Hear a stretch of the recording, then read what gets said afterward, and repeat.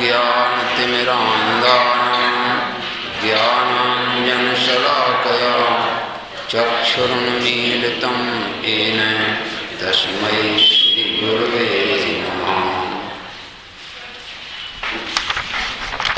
लघु जैन सिद्धांत प्रवेशिका में 3 दिन के अंतर्गत अपन ने अभी 15 प्रश्न किए।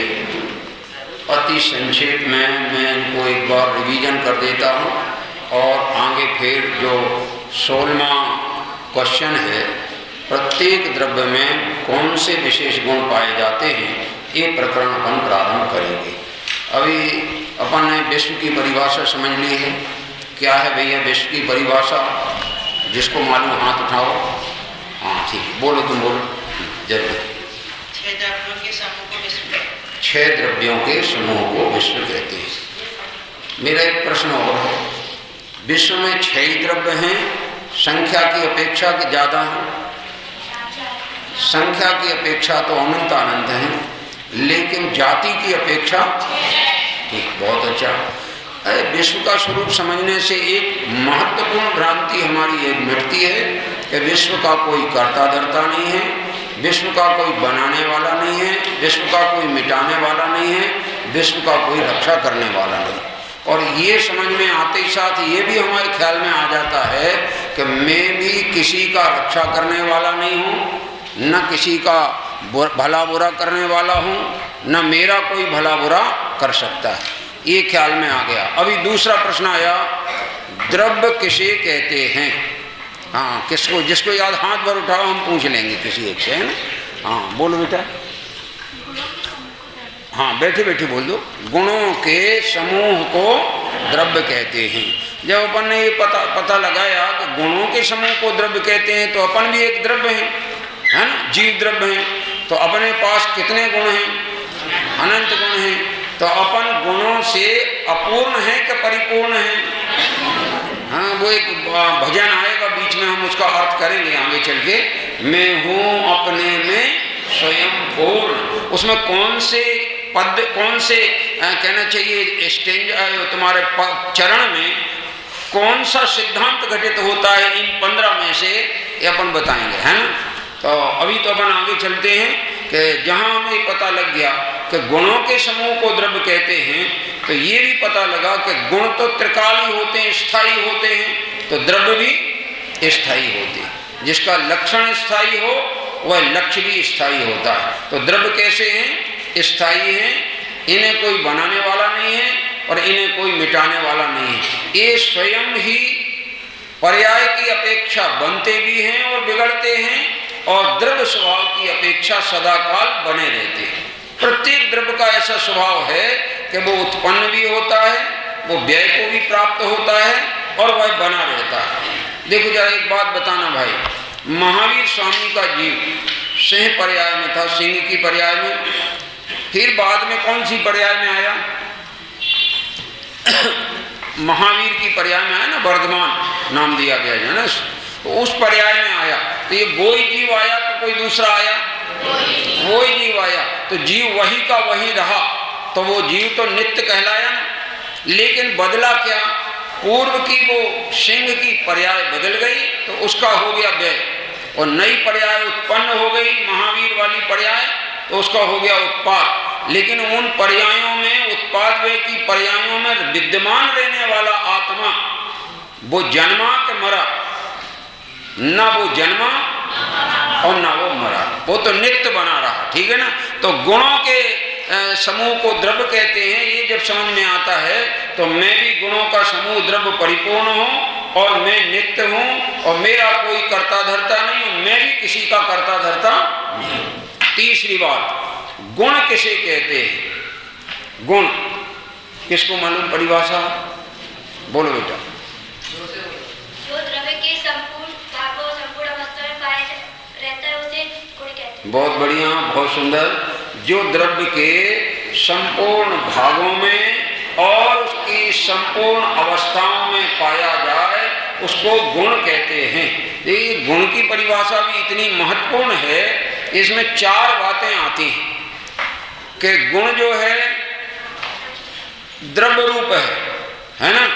तो मैं भी एक द्रव्य हूँ, कौन सा द्रव्य में ही रहता ना, तो द्रव्य में भी पाया जाता है गुण, द्रव्य के क्षेत्र में भी पाया जाता है गुण, द्रव्य के परिणमन वाली पर्याय में भी पाया जाता है गुण, जिसको काल कहते हैं, और द्रव्य का जो लक्षण है, उसका स्वभाव है, वो गुण ही है, उसको कहते हैं भाव। समझ में आए कि नहीं? तो ये द्रव्य, क्षेत्र, काल और भाव। अब एक बात बताओ, जीव द्रव्य कितने हैं जगत में?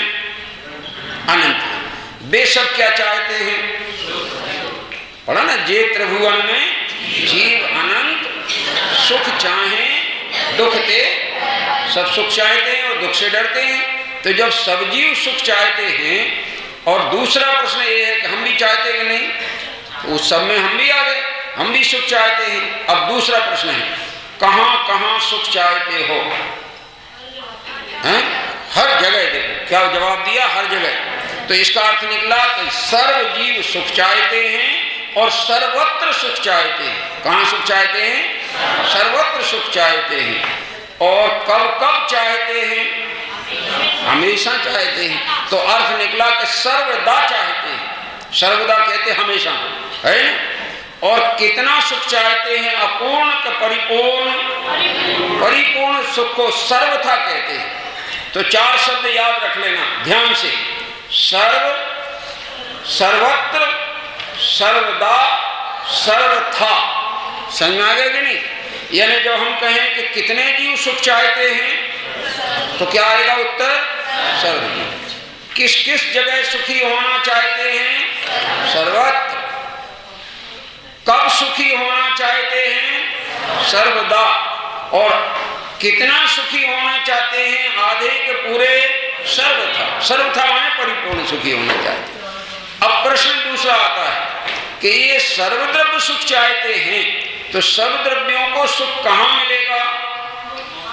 प्रत्येक द्रव्य को अपने स्वद्रव्य में सुख मिलेगा। कहाँ मिलेगा? स्वद्रव्य में सुख मिलेगा।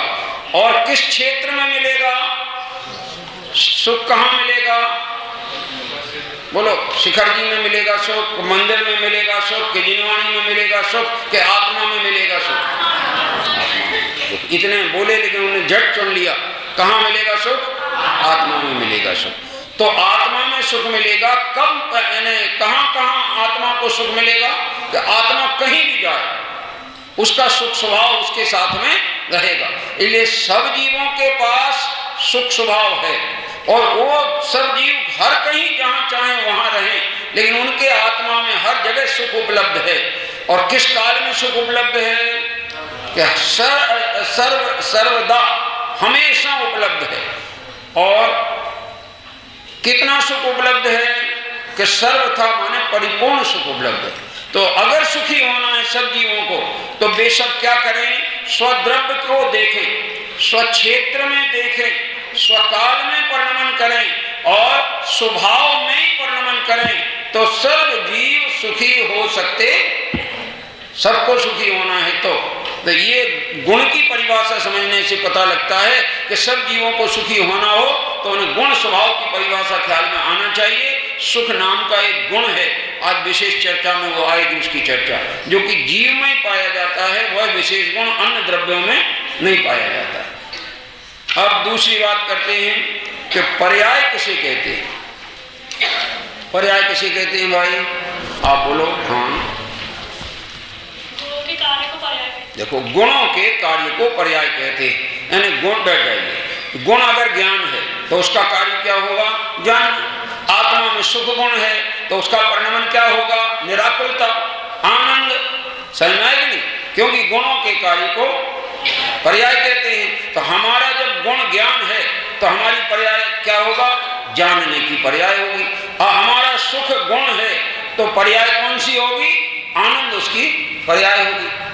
तो हमें आनंद चाहिए, सुख चाहिए है, तो वो हमारी पर्याय में प्रगटेगा। कहाँ से प्रगटेगा? किसके आश्रय से प्रगटेगा? किस में से प्रगटेगा? कि हमारे में से प्रगटेगा। अब कच्चा चना होता ना, कच्चा चना, उसको अपन अग्नि में सेंक दें तो वो उसमें स्वाद आ जाता है और वो उसमें गंध भी प्रकट हो जाती है। कहाँ से आई उसमें वो गंध और स्वाद? कहाँ से आया? चने में था तो उसी में से आया ना। भगवान को जो अनंत सुख प्रगटा है, अनंत ज्ञान प्रगटा है, कहां से आया? उनके आत्मा में था तो आत्मा में से आया। हमारे लिए अनंत सुखी होना है, अनंत सुख प्रगटाना है, अनंत ज्ञान प्रगटाना है, अनंत गुण प्रकट करना है। कहां से प्रगटेंगे वे गुण? अपने में से प्रगटेंगे। तो हमें किसे देखना चाहिए? अपने को देखना चाहिए। लेकिन हमारा अनादिकाल से ये भूल चलती रही कि हमने अपने को छोड़कर बाकी सबको देखा और अपने को नहीं देखा। अब हमें ये जैन सिद्धांत प्रवेशिका के माध्यम से ये बताया जा रहा है कि तुम्हारी सबसे बड़ी भूल यही रही है कि जहां देखना था वहां तुम देखते नहीं हो, और जहां तुम देखते हो वहां सुख होता नहीं। ख्याल में है कि नहीं? वो बात भी अब विशेष गुणों में करेंगे। अब आगे देखिए, गुणों के कितने भेद कहे थे? कौन से? बहुत अच्छा। सामान्य गुण किसको कहते हैं? जो हाँ, एक साथ होना चाहिए। जो सभी द्रव्यों में रहते हैं वे सामान्य गुण हैं, ठीक है ना। और विशेष गुण सब द्रव्यों में न रहकर मात्र अपने अपने द्रव्य में रहते हैं वे विशेष गुण हैं। अपने सामान्य गुण पढ़े थे। कितने थे सामान्य गुण? 6 गिनाए थे। 6 के नाम कौन गिनाएगा भाई? हाँ तुम गिनाओ। हम बदल बदल के पूछेंगे सबसे। पीछे हाथ नहीं उठाएंगे तो आप पीछे ही पूछेंगे। हाथ उठाओ चाहे नहीं उठाओ, आपसे पूछेंगे। हैं? हाँ बोलो। अस्तित्व। हाँ हाँ सहयोग करो। तीसरा बोलो। हाँ हाँ। चौथा राइट, बहुत अच्छा। प्रदेश। देखो 6 अस्तित्व, 6 गुण जो सामान्य हैं बैठ जाओ। उसने बता दिए अस्तित्व, वस्तुत्व, द्रव्यत्व, प्रमेयत्व, अगुरु लघुत्व और प्रदेश। ये 6 सामान्य गुण हैं। और आज हमने इन 6 सामान्य गुणों का विशेष परिचय कराने के लिए वो पर्चा बुलवाया बना करके, हैं उसमें से निकलवा करके। वो पर्चा आप निकालिए जरा, अपने अपने पास होगा सबके पास। एक पर्चा मुझको भी दे दीजिए इधर। बहुत ही अच्छा लिखा है। एक ब्रह्मचारी गुलाबचंद जी हुए हैं, गुजर गए, जो सोनगढ़ ही रहते थे। उन्होंने ये 6 सामान्य गुणों पर उनका स्वरूप भी आ जाएगा, उसका फायदा क्या है, और उसमें जो नहीं जानता उन गुणों को गलती क्या करता है, ये तीनों बातें अभी अपने ख्याल में आएंगी। अपन एक साथ पढ़ेंगे। देखिए जरा, हम पढ़ते हैं, हमारे साथ आप पढ़ सकते हैं।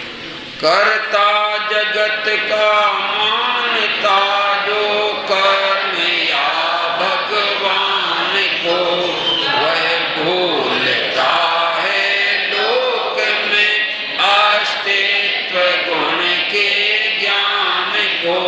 उत्पाद व्ययुत वस्तु है फिर भी सदा ध्रुवता धरे, अस्तित्व गुण के योग से कोई नहीं जग में। अभी रुकिए, बस केवल पहले अस्तित्व गुण में इतनी बातें आ गई। जो जीव जगत का कोई भी किसी को, कर्म को या भगवान को करता मानता है, वो क्या भूल जाता है?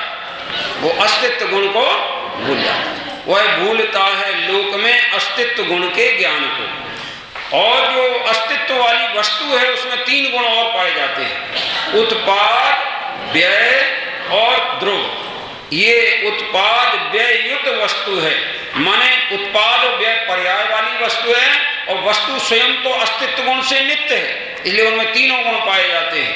उत्पाद व्यय युक्त वस्तु है, वस्तु में उत्पाद भी होता है और व्यय भी होता है, और फिर भी सदा ध्रुवता धरे। देखो तीसरा गुण आ गया कि नहीं आ गया? उत्पाद गुण, व्यय गुण और ध्रुव गुण।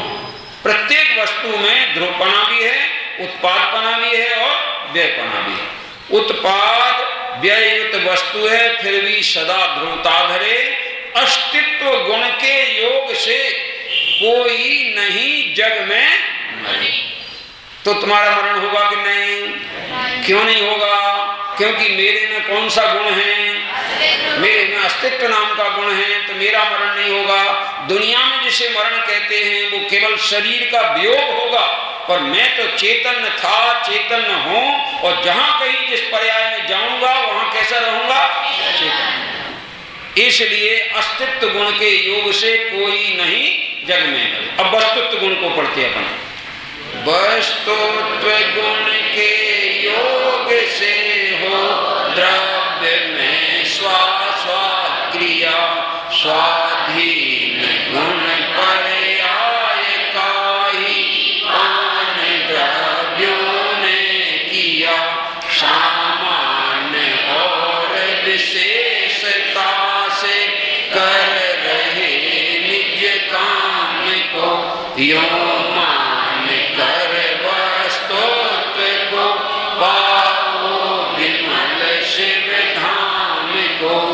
दूसरा वस्तुत्व गुण में क्या समझने में फायदा है, इसमें लिखा है वस्तुत्व गुण के योग से हो द्रव्य में स्वा स्वा क्रिया, यानी प्रत्येक द्रव्य अपनी क्रिया करता है। किसके कारण?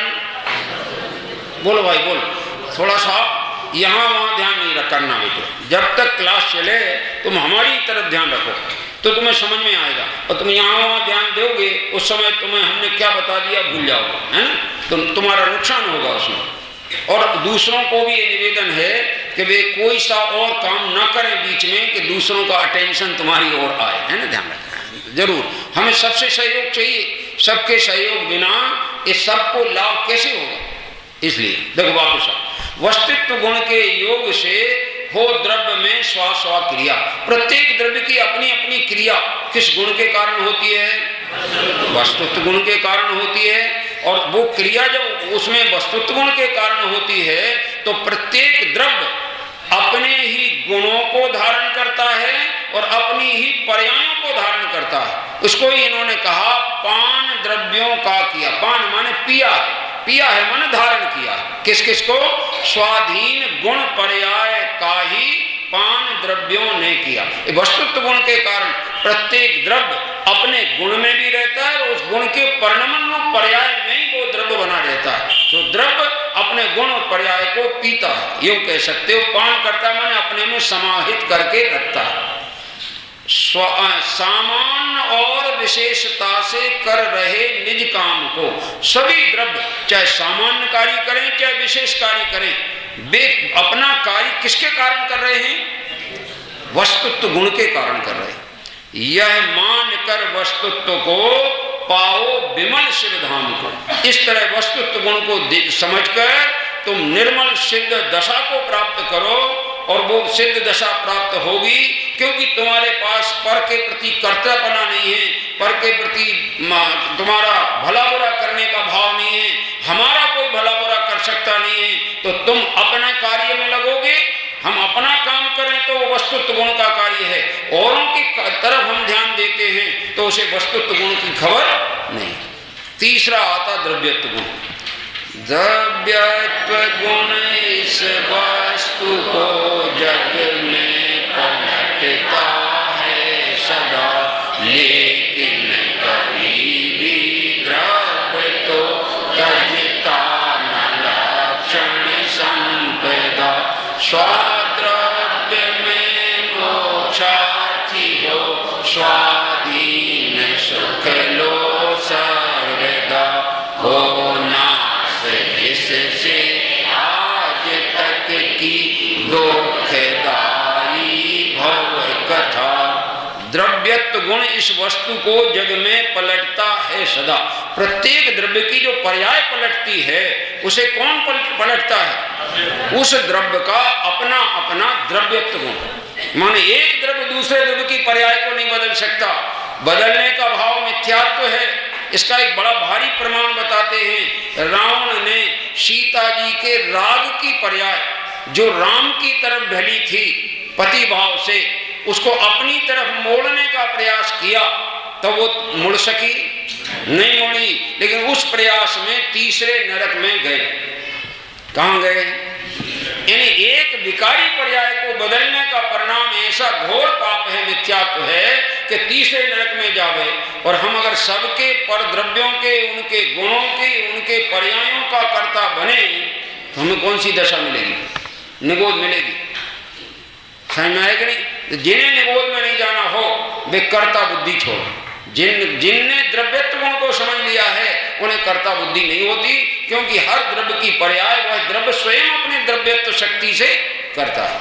अब आगे देखिए, लेकिन कभी भी द्रव्य तो तजता न लक्षण संपदा, भले वो द्रव्य अपनी पर्याय में परिणमन करता है पर्याय रूप से, मगर वह उसका जो स्वभाव है उस स्वभाव संपदा को वो कभी छोड़ता नहीं।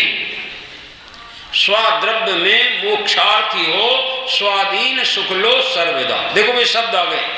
अगर तुम्हें सुख लेना है, हमेशा सुख लेना है सर्वदा, तो स्वाद्रव्य में मोक्षार्थी हो, मोक्षार्थी बनकर, मुमुक्षु बनकर स्वाद्रव्य में स्वाधीन सुख लो। सुख लेना है, कहाँ मिलेगा? स्वाद्रव्य में मिलेगा। तो कहाँ देखना?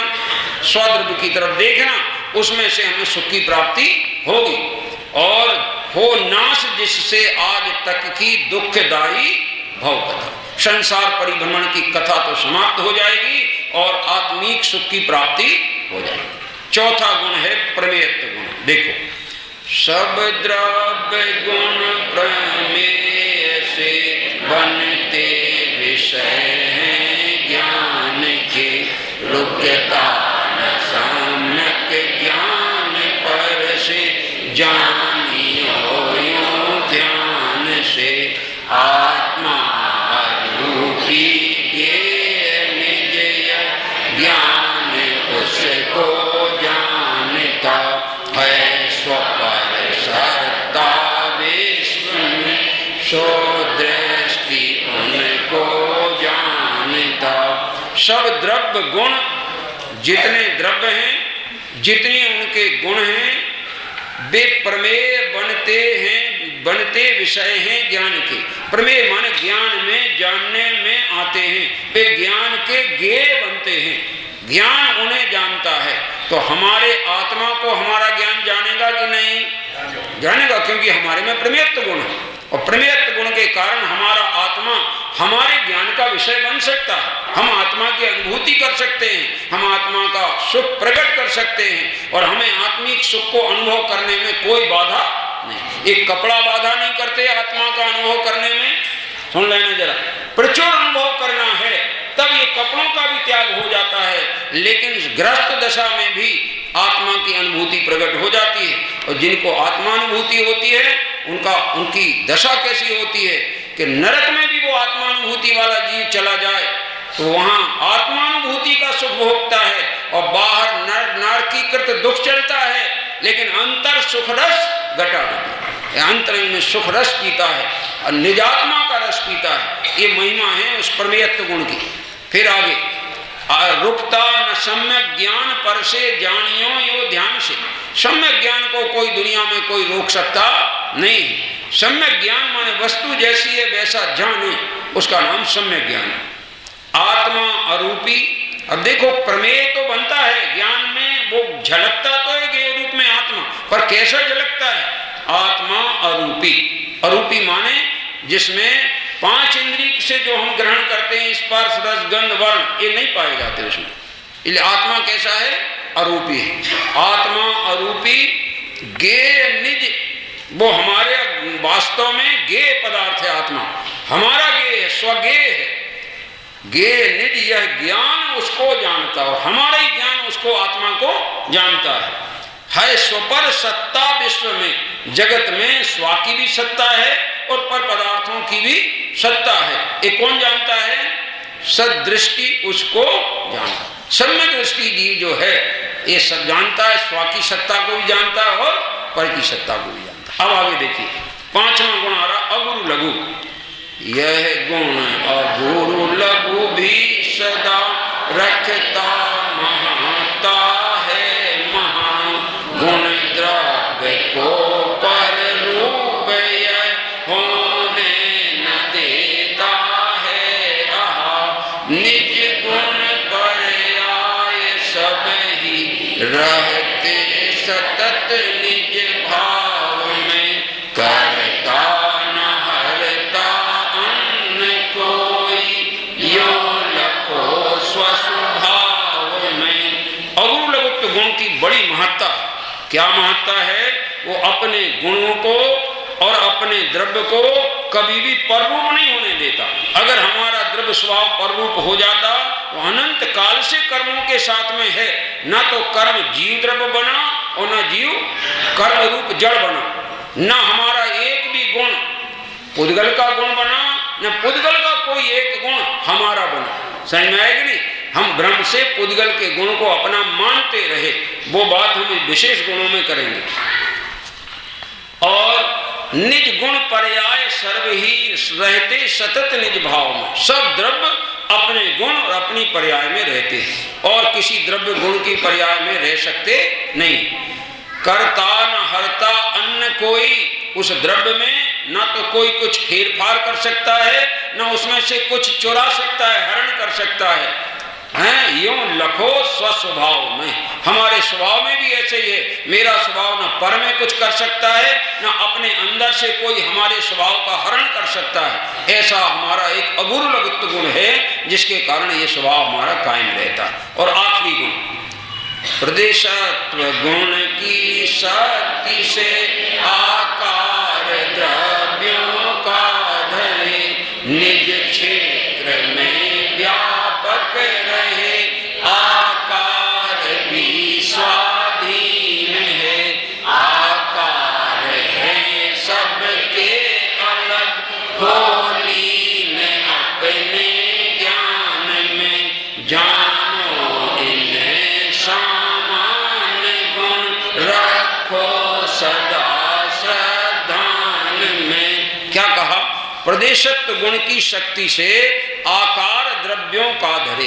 द्रव्यों में कोई ना कोई आकार अवश्य होता। हर द्रव्य अपना आकार धारण करता है। किसके कारण? प्रदेशत्व गुण के कारण, क्योंकि सब द्रव्यों में प्रदेशत्व नाम का सामान्य गुण पाया जाता है। तो हर द्रव्य का अपना अपना आकार होता है, हर द्रव्य अपना आकार धारण करता है। लेकिन आकार धारण करते हुए भी उसका वह आकार निज क्षेत्र में व्यापक रहे। कहाँ रहता है वो व्यापक? उसका आकार उसके क्षेत्र में पाया जाता है। क्यों? क्योंकि आकार भी स्वाधीन है, आकार पराधीन नहीं है। कोई किसी में आकार पैदा कर दे, ये संभव नहीं है। आकार वस्तु के अंदर योग्यता पड़ी होती है, वो योग्यता वर्तमान पर्याय में प्रकट होती है और वो आकार की योग्यता भी वस्तु के अंदर पाई जाती है। सिद्धत्व दशा जब प्रकट होती है तो आत्मा में आकार रूप वर्णन की जो योग्यता है, तो जैसा अंतिम शरीर था उसी आकार में आत्मा के प्रदेश बने रहते हैं और वे सिद्धालय में जाके विराजमान हो जाते हैं। या तो सिद्धालय में खड्गासन विराजमान होते हैं अथवा पद्मासन विराजमान होते हैं। अंतिम ध्यान अवस्था में जब वो मुक्ति पाते हैं, उस समय जैसा आसन होता है उस आसन में वे सिद्ध शिला में पहुंच जाते हैं। और एक और गजब बात है, सब सिद्ध भगवान चाहे वे अवगायना में छोटे हों या बड़े हों, 500 धनुष वाले हों अथवा कि और कम हाथ वाले हों, वे सबके सिर एक से होते। सिर का लेवल एक सा होता, क्योंकि सबका ज्ञान एक सा है। और ये अपन संसारी है ना, अपना पैरों का लेवल 100 रहता। देखो ना, एक जगह बैठे ना, एक लेवल है तो सबके पैर एक लेवल पे हैं और दिमाग ऊंचो नीचो है कि नहीं? है कि नहीं? बोलो ना जरा। दिमाग ऊंचा नीचा है सबका। कोई कुछ जानता है, कोई कुछ मानता है, कोई क्या सोचता है। सबकी थिंकिंग अलग अलग है, इनके दिमाग अलग अलग है। और सिद्धों के दिमाग एक से, इसलिए उनके दिमाग माने वो सिर तो एक ही लेवल में है और पैर आगे पीछे है, नीचे हैं। कोई की अवगायना 500 धनुष की है, कोई की 3.5 हाथ वाली है। जितनी भी अवगायना जिसकी है वो उस अवगायना के हिसाब से समझ लेना कि वे उनके पैर नीचे की अवगायना ऊंची नीची होती है, लेकिन सिर की अवगायना एक सी होती है। अभी ये 6 सामान्य द्रव्यों को अपन अब ध्यान रखेंगे कि रोज इनका एक बार पाठ करेंगे। 2, 3, 4 मिनट में इनका पाठ हुआ करेगा। मगर हम चाहेंगे कि अगर ये जैसा कि इन्होंने अभी घोषित किया था कि अगर जो इसको पूरा याद करके सुना देगा तो उसके लिए पुरस्कार भी दिया जाएगा और सुनाने के बाद याद रख के वो विचार कर सकेगा कि उसने क्या सीखा। समझ में है कि नहीं? चलिए अब अपन आगे बढ़ते हैं। ये 6 सामान्य गुणों की चर्चा हो गई। अब 16वां गुण, 16वीं प्रश्नोत्तर की बात अपन करेंगे। 15वें में ये आया कि द्रव्य कितने होते हैं? कि 6। कौन कौन से होते बेटे 6 द्रव्य?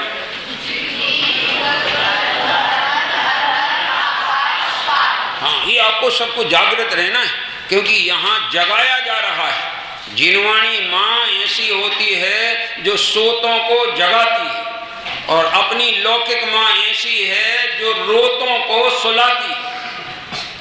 रोने वालों को सुला दो जिनमें रोना बंद हो जाए, और यहाँ माँ कहती है रोने वालों को जगा दो, वेद ज्ञान पैदा करा दो, रोना बंद हो जाए। समझ में आए कि नहीं?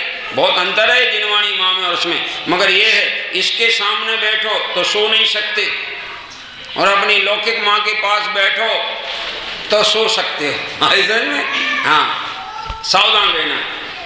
तो 6 द्रव्य बताए आपने, 6 द्रव्यों की सिद्धि है। अब आप विचार कीजिए, आज नया प्रश्न चलता है, प्रत्येक द्रव्य में कौन कौन से विशेष गुण हैं? देखिए जरा ध्यान से उत्तर। जीव द्रव्य में चेतन को भेद करके बोलो तो 2 नाम है उसके, दर्शन और ज्ञान, और दोनों को अभेद एक नाम में बोलो तो उसको कहते चेतन। चेतन 2 प्रकार का होता है, चेतना 2 प्रकार की होती है, सामान्य चेतना और विशेष चेतना। सामान्य चेतना को दर्शन कहते हैं और विशेष चेतना को ज्ञान कहते हैं। दर्शन माने देखना, ज्ञान माने देखना पहले होता है, जानना बाद में होता है, ऐसा करें। अब आगे देखो, तो जीव द्रव्य में दर्शन ज्ञान है, सम्यक्त है, सम्यक्त माने श्रद्धान, चारित्र है, सुख है और क्रियावती शक्ति। ये तो वैसे तो विशेष गुण भी हैं तो अनंत, लेकिन यहाँ तो प्रयोजन भूत गिनाए हैं जिनका जरूरी जानना आवश्यक है आत्म कल्याण के लिए। अब अपन ये विचार करें, पहले 6 के पढ़ लें कि किसके क्या क्या गुण हैं विशेष, फिर अपन विश्लेषण करेंगे। अभी उद्गल के गुण कौन से हैं विशेष? स्पर्श, रस, गंध, वर्ण और क्रियावती शक्ति इत्यादि। ठीक है। धर्म द्रव्य का गति हेतुत्व इत्यादि, अधर्म द्रव्य में स्थिति हेतुत्व इत्यादि, आकाश द्रव्य में अवगाहन हेतुत्व इत्यादि, और काल द्रव्य में परिणमन हेतुत्व इत्यादि विशेष गुण हैं। इसमें आपने देखा होगा 4 द्रव्यों में तो सीधा एक एक गुण मुख्य गिनाया। धर्म द्रव्य में क्या गिना दिया? गति हेतुत्व। क्या गिनाया? अधर्म द्रव्य में क्या गिनाया? स्थिति हेतुत्व। ठीक है ना। आकाश द्रव्य में क्या बताया? अवगाहन हेतुत्व। और काल द्रव्य में परिणमन हेतुत्व काल द्रव्य में बताया। तो इनमें तो एक गुण मुख्य गिना दिया, क्योंकि वही प्रयोजन भूत है, उसमें और भी हों, वे अपने प्रयोजन भूत नहीं। अब 2 द्रव्य बचे, वो कौन से? जीव और इनमें गिनती ज्यादा कराई। जीव की गिनती ज्यादा, मुख्य तो 5 गिना दिए, जरा ध्यान रखो। कौन से 5 गिनाए हैं? एक तो चेतन जिसके भेद हैं दर्शन ज्ञान, दूसरा सम्यक, तीसरा चारित्र, चौथा सुख और 5वां क्रियावती शक्ति। अब जरा विचार करो कि जीव में ज्ञान दर्शन है, और किस द्रव्य में ज्ञान दर्शन है? बोलो, है किसी द्रव्य में? अभी देखो ना, अपन ने पढ़ा, अन्य द्रव्यों में तो है ही नहीं ना, किसी में ज्ञान नहीं है ना दर्शन है नहीं। तो अब जरा विचारो, ये शरीर क्या है? चेतन क्या चेतन? रूपी क्या रूपी? और अमूर्ति के मूर्ति? मूर्ति। अब ये विचार करो, इस शरीर में ज्ञान है कि नहीं? क्यों नहीं है? क्योंकि वह उसका विशेष गुण है ही नहीं, इसलिए उसमें ज्ञान नहीं है। अब मैं फिर प्रश्न करता हूं, नेत्रों में ज्ञान है कि नहीं? देखो कह रहे नेत्र में ज्ञान नहीं है। क्यों नहीं है? क्योंकि वो शरीर का अंग है। किसका अंग है? और शरीर में तो स्पर्श, रस, गंध, वर्ण, क्रियावती शक्ति के सिवाय आत्मा का दर्शन ज्ञान गुण होता ही नहीं है। इसलिए इंद्रियों में ज्ञान दर्शन नहीं होते। अगर ज्ञान दर्शन झलकता भी है तो वो इंद्रियों का नहीं है, इंद्रियों की खिड़की में से आत्मा का ज्ञान दर्शन झलकता है। समझ में आया कि नहीं? किसका झलकता है? भले लोग व्यवहार में ऐसा बोलते हैं कि हम नेत्रों से देखते हैं, कान से सुनते हैं, नाक से सूंघते हैं, जीभ से चखते हैं और स्पर्शन इंद्री से स्पर्श का ज्ञान करते हैं। बोला ये जाता है, लेकिन ये बताओ, स्पर्शन इंद्री से स्पर्श का ज्ञान करते हो कि स्पर्शन इंद्री के माध्यम से ज्ञान के द्वारा जानते हो? अभी ऐसे नहीं समझ में आए, मैं दृष्टांत दे दूं आपको बहुत बढ़िया। मान लीजिए यहाँ ये कौन सी दिशा है? उत्तर दिशा। एक उत्तर दिशा में एक खिड़की, एक दक्षिण में, चारों दिशाओं में 4 खिड़की हैं। हमने इस खिड़की को बंद रखा तो हम बाहर नहीं देख सकते उत्तर दिशा की चीज, और खिड़की को खोल दिया तो बोलो उत्तर दिशा की चीजें दिखेंगी कि नहीं? तो खिड़की से दिख रही हैं कि आंखों से? अभी इतना ही आओ जरा, खिड़की से नहीं दिख रही माने, मगर खिड़की खोले बिना दिखेंगी क्या? तो खिड़की खोलना जरूरी है, क्योंकि खिड़की में से देखने वाला देखेगा, मगर खिड़की बंद होगी तो कैसे देखेगा? इसलिए खिड़की को खोला और उस तरफ देखा। किसने देखा? अभी तो अपन ये इस दृष्टांत में बोलेंगे आंखों ने। अब हम फिर पूछेंगे, आंखों ने देखा कि अंदर आत्मा के ज्ञान ने देखा? तो ज्ञान देखता है कि आंखें देखती हैं? ज्ञान देखता है, आंखें नहीं देखती। बोला जाता है कि हम आंखों से देखते हैं, लेकिन देखने की सामर्थ्य किसकी, जानने की सामर्थ्य किसकी, ये विशेष गुण किसका है? क्यों भाई? आत्मा का विशेष गुण है। तो जानना देखना अन्य इंद्रियों के माध्यम से नहीं होता। इंद्रियां कुछ नहीं जानती हैं, हमारा ज्ञान ही, हमारा दर्शन ही जानता है। एक गुण इसमें ये दिया है, सम्यक्त माने श्रद्धा करना। जरा श्रद्धा करना कठिन शब्द है, लेकिन हम आपको सरल बना के बता देते हैं। एक छोटा बालक होता है, वो माँ की गोद में साल भर रहता है, तो उसको ये श्रद्धान हो जाता है कि ये मेरी माँ। हो जाता है कि नहीं हो जाता? बाद में वो कितना ही बड़ा हो जाए उसका श्रद्धान मिटेगा नहीं, मजबूत होता चला जाएगा। और 2-4 साल बाद कोई आके उससे बात करे, ये तुम्हारी माँ नहीं है, तो वो मानेगा? क्यों नहीं मानेगा? क्योंकि उसकी श्रद्धा स्पष्ट हो गई है कि मैं इनकी गोदी में खेला हूँ, माँ की गोदी में बड़ा हुआ हूँ और ये ही मेरी माँ है, दूसरी नहीं है। तो उसको वो विश्वास हो गया। वो विश्वास का नाम है सम्यक्त्व। पर किसके विश्वास का नाम सम्यक्त है? जैसे दुनिया को पर का विश्वास होता है मिथ्या दृष्टियों को, ऐसे ज्ञानी को अपने आत्मा का विश्वास हो जाए, जैसा आत्मा बताया है, तो वो सम्यक दृष्टि हो जाए। आत्मा के विश्वास का नाम सम्यक दर्शन है। ठीक, ये सम्यक्त गुण है।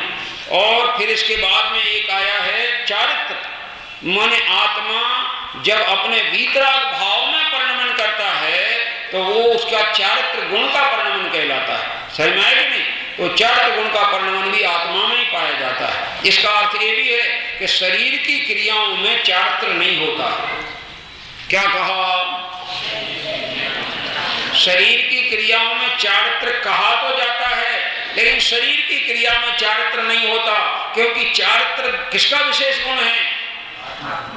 आत्मा का। और शरीर पुद्गल है, तो पुद्गल में चारित्र पाया जाएगा क्या आत्मा का? तो उसमें कोई अगर शरीर की क्रिया में कोई चारित्र मानता है तो सच्चा ज्ञानी है कि मिथ्या ज्ञानी है? क्या कहा बेटा? मिथ्या ज्ञानी। ठीक है ना? हाँ, क्योंकि जहां है नहीं वहां मानता है तो मिथ्या ज्ञानी। अब आगे देखो, इसके बाद कहा सुख।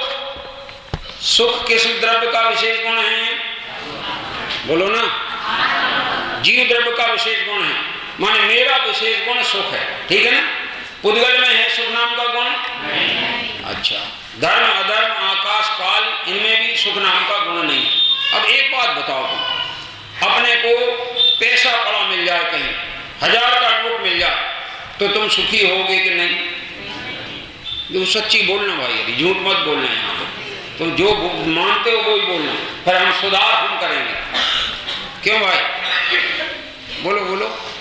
आपको 1000 का नोट मिले, रास्ते में जा रहे थे घूमते घूमते, 1000 का नोट मिला, दुख होगा कि सुख? सच बताओ भाई, आप बोलो। हैं? क्या होगा? कुछ समय के लिए कुछ समय के लिए होगा, मगर हुआ तो सुख ही है कि नहीं? भले वो थोड़े समय के लिए, हालांकि ये थोड़े समय की बोल जरूर है, जब तक वो नोट रहेगा इनके पास अनुभव करेंगे? सुख का अनुभव करेंगे। अब मैं पूछ रहा हूं, सुख विशेष गुण किसका है? नोट का है कि आत्मा का है? और तुम्हें सुख किसमें दिखाई दे रहा है? तो तुम्हारा देखना सच्चा है कि भ्रम रूप है? डॉक्टर जो आंख का इलाज करते हैं ना, उनके पास कोई जाता है कि हमारी आंखों में कुछ रतौंधी आती है आइजन में, इसलिए हमें एक के दो दिखने लगते हैं। समझ में आया कि नहीं? एक रोग होता है रतौंधी, आप नहीं जानते क्या? हाँ, कम दिखता है। तो डॉक्टर जब उसकी परीक्षा करते हैं तो मालूम कैसे करते? एक उंगली दिखाते, बोलो कितनी उंगली है? तो वो कहता 2। जब वो बोलता है 2 है तो डॉक्टर समझ लेते हैं हाँ इसकी आंखों में खराबी है। क्यों समझ लिया? क्योंकि अगर वो कहता 1 तो कितनी, तुमको तो ठीक दिखता है, गड़बड़ दिखता ही नहीं है। तो अब 1 के 2 दिखने लगे तो क्या हुआ?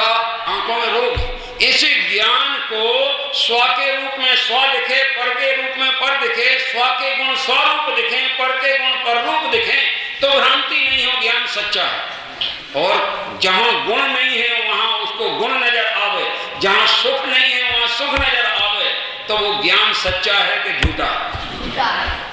तो विशेष गुण समझने से सच और झूठ का ज्ञान हो जाता है, सत्य असत्य का ज्ञान हो जाता है, स्वपर का भेद ज्ञान हो जाता है, और जो चीज हमारे में है वो हमें अंदर दिखने लग जाती है, और बाहर नहीं है वहां हमें दिखती नहीं है। हमारी दृष्टि बाहर से हट जाती है और हमारी दृष्टि आत्मा पर जम जाती है। भगवान निरंतर किसको देखते हैं? सकल गे ज्ञायक तदपि निजानंद रसीन, अपने आत्मा के रस में लीन रहते, इसलिए वे अपने को देखते। तो ये हुई एक कौन सी शक्ति हो गई? ये सुख शक्ति हुई, और सुख मिलेगा अपने में। अब ये गलती नहीं करना, सुख अपने में है और कहीं तुम संसार में ढूंढो तो और फिर भगवान को सुनाओ कि कहूं ना सुख संसार में सब जग देखो छान। तो भगवान कहते तुमने छाने का है तो जगत, तुमने हमने कब बताया कि जगत में सुख है? हमने तो स्पष्ट बताया 5 द्रव्यों में सुख है ही नहीं, जगत में सुख है नहीं। जगत पर क्षेत्र है, वहां सुख नहीं है। पर द्रव्य, पर क्षेत्र, पर काल, पर भाव में सुख नहीं है। स्वद्रव्य, स्वक्षेत्र, स्वकाल, स्वभाव में सुख है।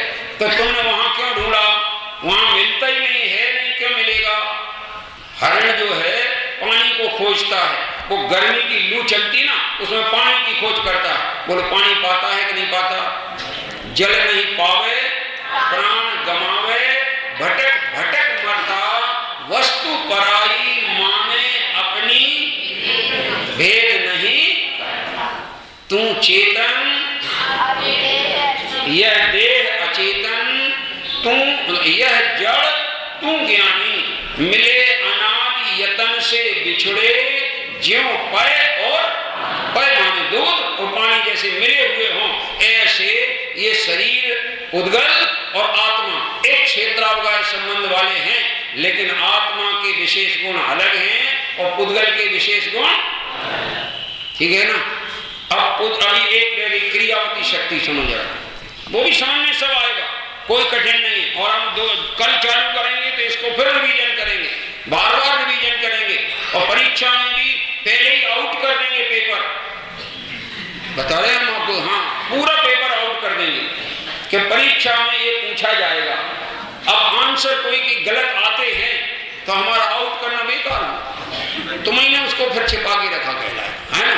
इसलिए हम आउट करेंगे और तुम्हें फिर आंसर लिखना है, और सही आंसर लिखोगे आउट पेपर के भी तो भी इनाम मिलेगा।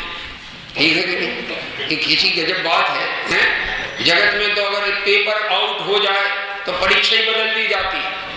यहाँ हमें वो परीक्षा दिला के गुलामी और नौकरी नहीं कराना है, हमें तो जगत की नौकरी छुड़ाने वाली परीक्षा दिलानी है, जिसमें पराधीनता की वृत्ति छूट जाए और स्वाधीनता की वृत्ति जाए। समझ में आया नहीं? तो चलिए अब क्रियावती शक्ति का ज्ञान करा दें। 2 द्रव्यों में क्रिया देखी जाती है, गमन और रुकना। एक कौन से 2 द्रव्य हैं जो जाति के? जीव और उद्गल में जब गमन क्रिया देखी जाती है, ऐसा नहीं? तो वो जो गमन करता है जीव द्रव्य, किसके कारण? अपनी क्रियावती शक्ति के कारण गमन करता है। और पुद्गल गमन करता है वो किसके कारण? वो पुद्गल अपनी क्रियावती शक्ति से गमन करता है। अब आप विचार करना भाई, हम दृष्टांत से पूछते हैं, तुम बताना, जवाब देना। इनको भाई साहब से पूछना है, जरा बोलो इनको। क्या नाम भैया? अनुभव जी, क्या नाम उनका? क्या नाम है आपका? हाँ, मैं आपसे एक प्रश्न पूछ रहा हूँ, हमारे प्रश्न का जवाब देना है ना। प्रश्न ये है कि हम जो माने अनुभव करते हैं, हमारा ध्यान झट बढ़ जाए तो लिंक खत्म हो जाती है मेरी। हाँ, क्या प्रश्न चल रहा था अपना? क्रियावती शक्ति का। हाँ राइट, क्रियावती शक्ति जो है आप किसमें मानते हो ये मैं कहना चाहता हूँ। आप चले जा रहे हैं और कोई गाड़ी से निकल रहा है और उसकी गाड़ी बंद हो गई और उसका सेल्फ नहीं ले रही वो गाड़ी, तो क्या करना पड़ेगा? हैं? धक्का मारना पड़ेगा। वो मालूम है ना, सब प्रैक्टिकल ही बता रहा हूँ मैं। तो क्या धक्का मारेंगे और वो चालू हो जाएगी, ठीक है कि नहीं? तो वो गमन करने लगेगी। तो वो गाड़ी कैसे चालू हुई? बोलो।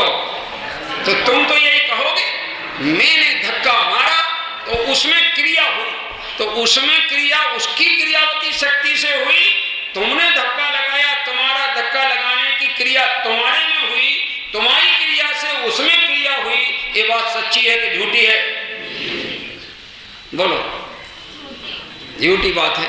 अब झूठी को सच्ची माने तो वो कल्याण होगा? क्या कल्याण होगा?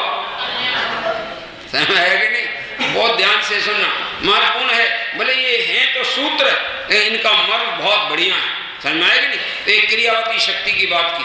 अब पुद्गल में कहा स्पर्श, रस, गंध, वर्ण और क्रियावती शक्ति। अब एक एक बात कर लेते हैं जरा संक्षेप में। पहले हम वर्ण की बात करते हैं। वर्ण गुण किसका है? सामान्य गुण है कि विशेष गुण है? विशेष गुण है। किसका? पुद्गल का। ठीक। तो ये शरीर में जो सुंदरता दिखती है वो किसकी है? बोलो। तो तुम दर्पण देखो, उसमें सुंदरता, सुंदर चेहरा दिखाई दे, तो तुम सुंदर हो कि नहीं? बोलो। सुंदरता तो दिख रही है, बात ठीक है, लेकिन वह सुंदरता तुम्हारी है कि पड़ोसी की है? और तुम मानते किसकी हो? समझदार हो कि क्या हो? बोलो। समझदार नहीं हो सकते बेटा। अपनी चीज नहीं है उसको अपनी मान है, उसको समझदार कहोगे? ये हमारी घड़ी है और तुम अपनी मान, तो समझदार हो कि चोर हो? बोलो ना। पराई वस्तु को अपनी मान है, उसको समझदार कहते हैं। क्या कहते हैं? चोर कहते हैं। ये परिभाषा मैं अपनी तरफ से नहीं बोल रहा हूँ। नाटक समय सारण बनारसी दास जी ने लिखा, प्यार सो पराई सोंज चहवे की चाहे चोरी। जो पर वस्तु को अपना मान के उसको अपनी बनाना चाहता है, ये चोरी का भाव है। तो वो सुंदरता तो है और वो दिखाई देती है, वो दिखाई देती है तो देखना वो तुम्हारी चीज है, मगर जो दिख रही है सुंदरता वो किसका विशेष गुण है? वो पुद्गल का विशेष गुण। ठीक है ना? और हम वो सुंदरता में अपनी सुंदरता मानते हैं। अगर ऐसा न मानने, ऐसे मानने वालों की संख्या अब ये भी बहुत बढ़ गई 20 साल में। इसके पहले कम थी। जब बढ़ गई तो ब्यूटी पार्लर की संख्या भी 1000 गुनी बढ़ गई। क्यों बढ़ गई? क्योंकि वे मानते हैं कि ये हमारी सुंदरता है। ब्यूटी पार्लर में जाए, जो भी पाउडर लपेट दिया जाए उससे मानता है हाँ मैं सुंदर हो गया। तेरा रूप ऐसा है, तेरा रूप तो ऐसा है। चेतन को है उपयोग रूप और बिन मूरत छिन्न मूरत माने चेतन मूर्ति, अनूप माने उपमा लायक नहीं, ऐसा अपना। और पुद्गल का रूप क्या है? पुद्गल नव धर्म अधर्म काल पांचों का रूप कह रहे। इन ते न्यारी है जीव चाल, ताको न जान विपरीत मान, करी करे देह में निज पहचान। ये देह है, ये मैं हूं। आपने युगल जी की पूजन पढ़ी होगी। युगल जी की माने देवशास्त्र गुरु की। युगल जी के द्वारा लिखी गई भाषा ऐसे ही उल्टी बोली जाती है।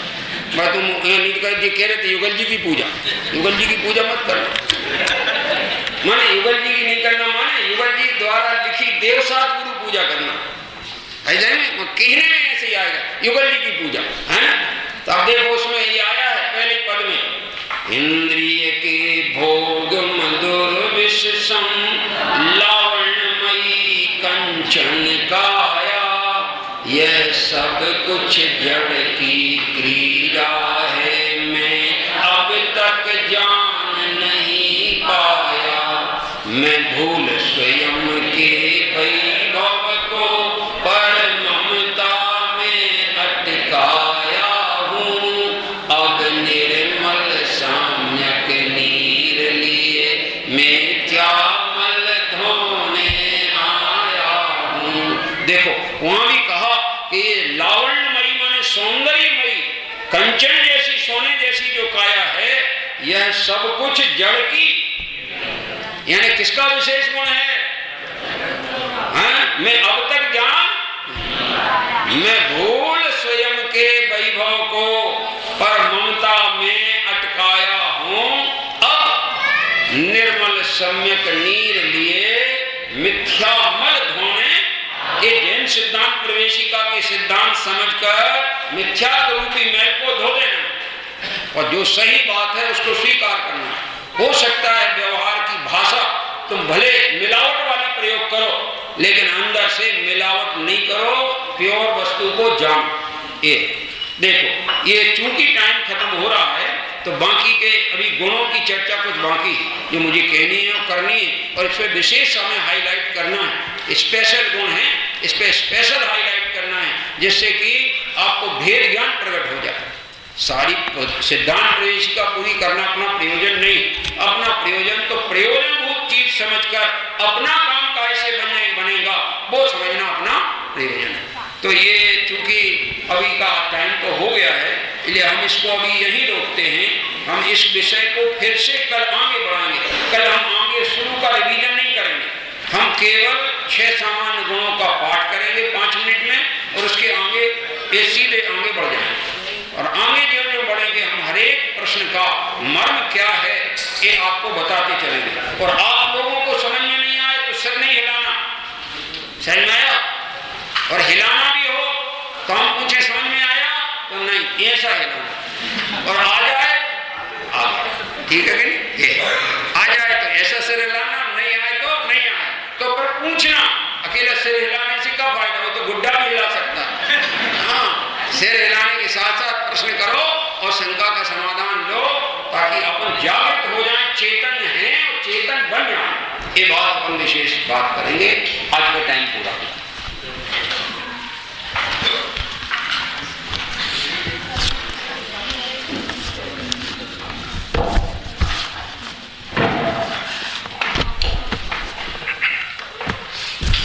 मुझे सिद्धांत प्रवेशिका की 4थे दिन की कक्षा का लाभ हमने यहाँ लिया।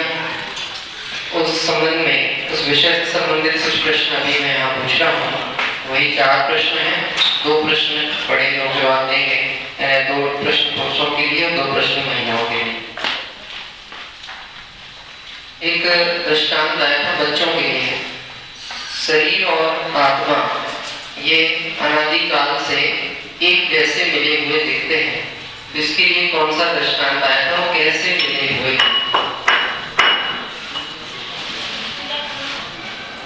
अपने अपने ध्यान में रखें, क्योंकि पेन एक है, एक मिलेगा, सबको बता देंगे तो उसके कितने टुकड़े करेंगे, है ना? अपने अपने ध्यान रखें और अपने ज्ञान से उत्तर दें। शरीर और आत्मा अनादिकाल से मिले हुए हैं, तो कैसे मिले हुए? दृष्टांत से दृष्टांत बताना है।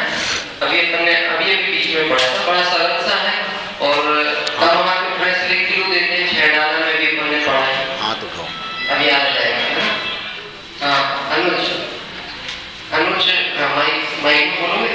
हाँ दो जोर से दूध और पानी की तरह। बहुत अच्छा जवाब दिया है अनुज ने, पानी पुरस्कार दिया है। दूध और पानी की तरह, अच्छी बात है, ठीक है। इसके बाद में एक प्रश्न है, प्रत्येक द्रव्य में पाए जाने वाले गुणों की संख्या कितनी है ये आपको बताना है। पहले तो कितने गुण हैं, उसका मेन भेद, और फिर उन भेदों की संख्याएं कितनी है ये बताना है। प्रश्न ज्यादा कठिन नहीं है, अगर आपने पुस्तकों में ढूंढना चाहा तो फिर आपको कठिन हो जाएगा।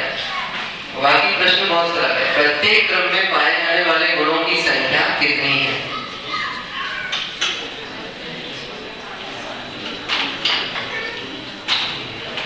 देखिए, मैं ये प्रश्न इसलिए पूछा, आप कहोगे ये तो प्रश्न क्लास में आया ही नहीं था, तो ये आपकी भी तो ड्यूटी है कि अगर आपको नहीं पता तो आपको पूछना चाहिए। आपने नहीं पूछा, इसका मतलब मैं समझता हूँ कि आपको इसका जवाब पता होगा। बहनों में पीछे से कोई भी हाथ नहीं उठाता। चलिए, कोई से बोलो आप, बैठी बैठी जोर से बोलो। प्रत्येक द्रव्य में अनंत गुण के दो भेद किए हैं, सामान्य गुण और विशेष गुण। प्रत्येक द्रव्य में अनंत सामान्य गुण है, परंतु मुख्य 6 है: अस्तित्व, वस्तुत्व, द्रव्यत्व, प्रमेयत्व, अग्रुलघुत्व, अप्रदेशत्व और विशेष गुण भी अनंत। बहुत अच्छा जवाब है। प्रत्येक द्रव्य में सामान्य गुण भी अनंत है और विशेष गुण भी अनंत है। मतलब मेरे जीव द्रव्य में जो गुण है वह अनंतों की संख्या में है और अन्य द्रव्यों में भी वह गुणों की संख्या अनंत है। इसके बाद एक प्रश्न आया था, जिस प्रकार रतौंधी का रोगी, यानी जिसको एक वस्तु दो रूप में दिखती है, रतौंधी के रोगी को एक वस्तु दो रूप दिखती है, उसी प्रकार अज्ञानी जीव को, अब इस वाक्य को आपको पूरा करना है, अज्ञानी जीव को क्या हासिल होता है?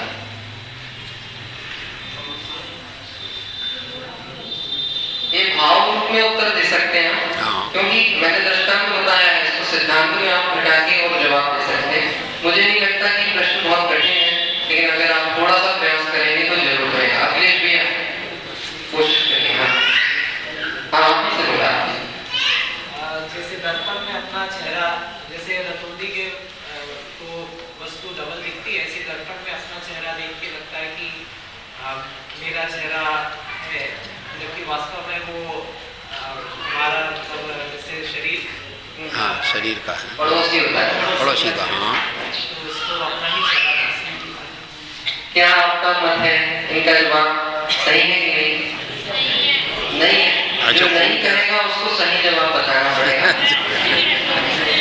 मतलब उसके ज्ञान में कुछ और होगा, इसका मतलब है, तो हम उसका भी पक्ष सुन सकते हैं। बाकी अगर सही है तो फिर हम उन्हें पुरस्कृत कर देंगे। पूछो कौन सही बता रहा है। और कोई बताना चाहता है इसके अलावा? पूछो भैया।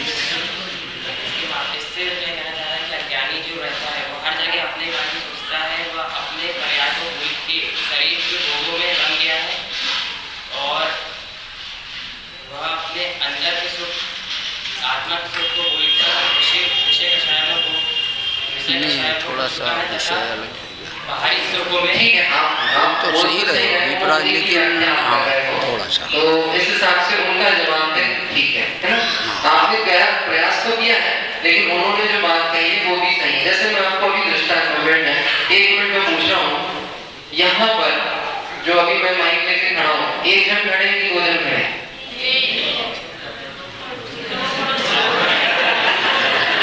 बस एक गलती हमारी हो गई, हम बोलते हैं 1 जबकि यहाँ पर है 2।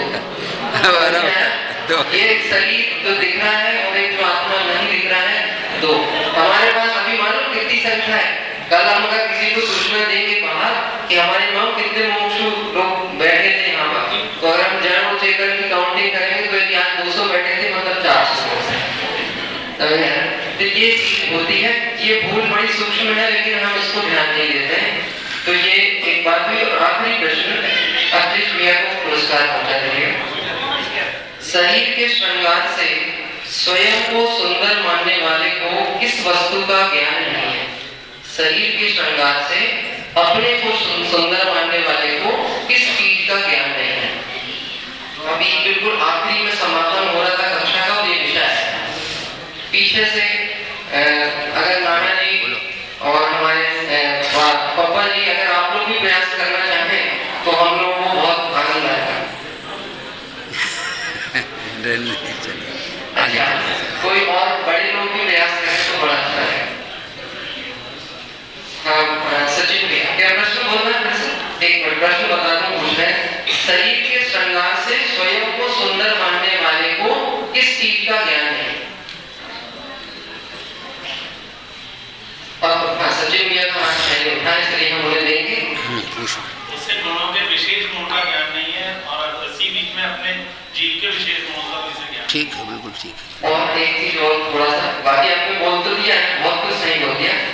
जो उसके ज्ञान दर्शन रूप जो उसका, हाँ, उसे अपने गुणों का तो ज्ञान नहीं है, लेकिन उसे एक और द्रव्य के गुण का ज्ञान है, भूतगल के गुणों का भी ज्ञान नहीं है। जैसे किसी के दृष्टांत में कहें, किसी कहा कि मौसमी लेके आओ और वो संतरा उठा के ले आए, तो क्या उसे मौसमी का ज्ञान है? नहीं। और क्या उसे संतरे का ज्ञान है? नहीं। इस तरह से जिसको भूतगल का ज्ञान नहीं है, उसे जीव के गुणों का ज्ञान नहीं है। इस तरह का भी जवाब बिल्कुल सही है। और उन्हें पुरस्कृत करके हम अपनी इस कक्षा को अभी यहाँ पे समाप्त करेंगे। आपको जो पर्चे दिए गए हैं, इन पर्चों को आपको याद भी करना है और क्लास प्रारंभ होने के पहले इन पर्चों को प्रतिदिन पद्यों को पहले पढ़ेंगे और जो पद्यों को याद कर ले वो आरती दीदी के पास नाम नोट करा देंगे और आरती दीदी को कंठ पाठ के अंतर्गत उसे सुनाएंगे, तो हम यहाँ से उन्हें पुरस्कृत करेंगे। ये हमारी स्तुति होगी। जो भी हमारे सहपाठी भाई बाहर हैं, कल 8:30 बजे पुनः हमारी कक्षा में शामिल होंगे।